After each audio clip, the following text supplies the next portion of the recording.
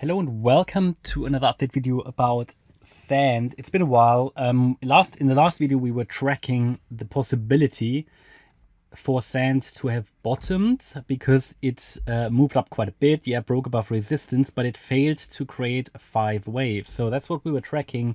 We're talking about this could be a possible 1-2-1-2 setup. I never trust 1-2-1-2s, especially if the second 1-2 is larger than the first one. So I did mention that in the last video. It's a bit like if you see 1-2-1-2 setups, it can just be an ABC and it needs to prove itself, especially if the larger context is still, let's say, possibly bearish in the market and we were waiting for Bitcoin to still make another low. Yeah, Sandbox therefore also suffered in the last few days now and broke down, obviously. So situation is that this is certainly not happening here, this 1-2-1-2 setup. So we take it out. It made a new low. And therefore, we want to re-emphasize the relevant support levels. Problem with Sand, I'm losing now a little bit of trust here. Of course, you know, it is always possible to protect the bullish setup. The problem is here that, yes, okay, the move down looks corrective. So I think that's at least positive. We have a possible, one second, we have a possible descending wedge, I would say. This is typically what we like to see towards the end of such a correction.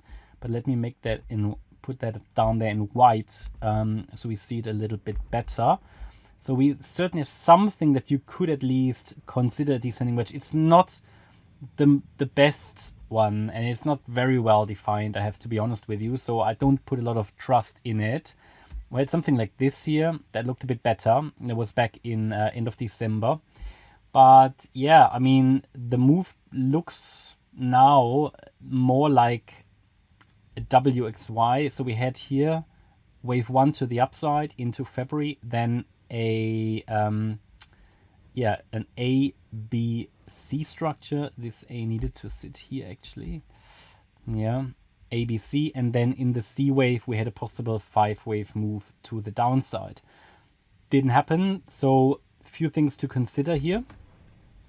So could be that this was just a WXY, which is basically what Bitcoin is doing now as well. So this correction, which basically finished, or it didn't finish, but it had enough waves to be counted complete, did extend. So what always happens, and if you know about Elliott wave, you'll know that when a correction is complete, or we at least can count it complete, then we need to be watching for a possible impulse to the upside. Obviously the impulse didn't happen.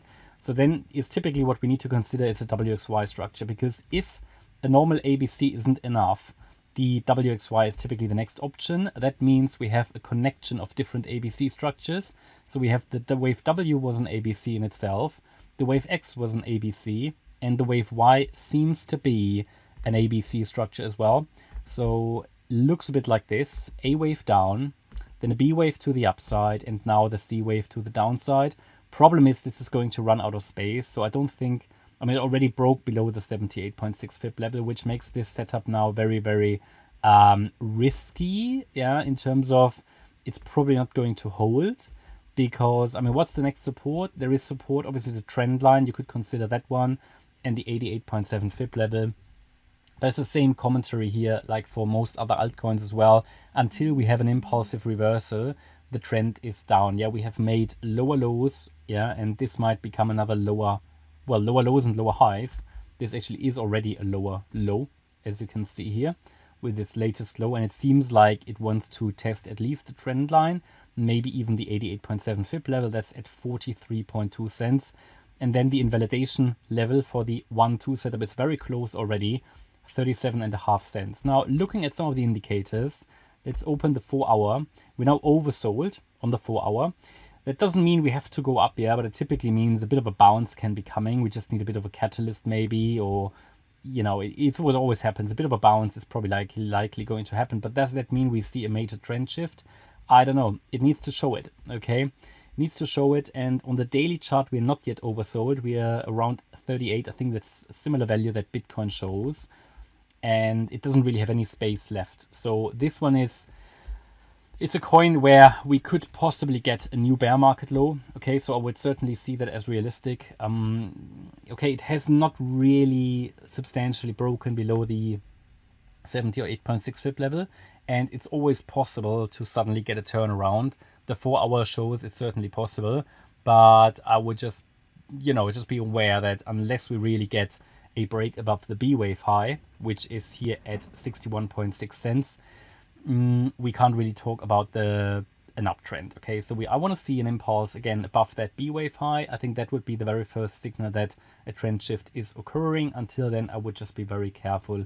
Also because here the long-term prospects aren't that great. It's different to a coin like, for example, let's say Ethereum, or where else? I mean, BNB is actually, even though it's now obviously being hammered down, but until we had the SEC commentary here a few days ago, BNB was short term anyway a good one. Okay, now it's getting a little bit tricky, but long term BNB still looks very good. So Sand doesn't have that. Okay, so just be aware of that.